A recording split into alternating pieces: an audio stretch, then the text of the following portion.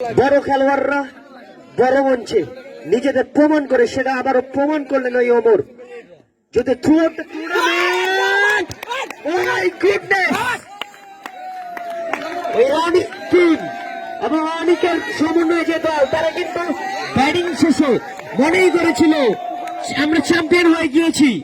78 রানের যে লক্ষ্যমাত্রা ছুড়ে দিয়েছিল সেটা কিন্তু যথেষ্ট হয়েছিল, সেটা কিন্তু বোঝা যাচ্ছিল। সাম্যবাদী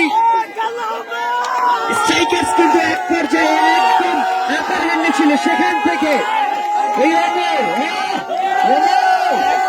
beautiful shot, beautiful display, outstanding display.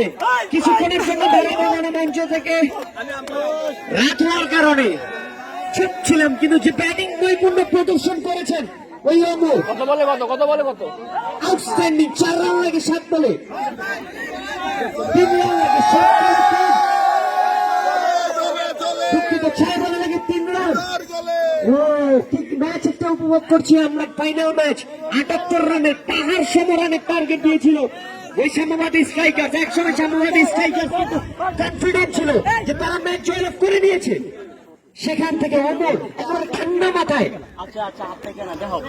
মাথায় খুন করে ফেললো ওই সাম্যবাদী স্ট্রাইকার্সকে, একেবারে ঠান্ডা মাথায়। দেখেন কি অনুভূত ব্যাটিং করলো ওমর।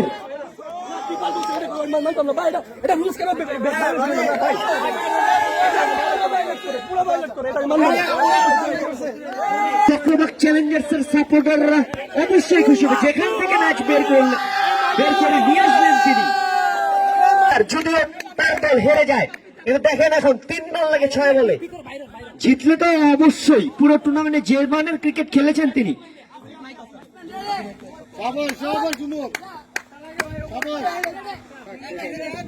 সেটাতে ম্যান অফ দ্য টুর্নামেন্ট অবশ্যই হতেন।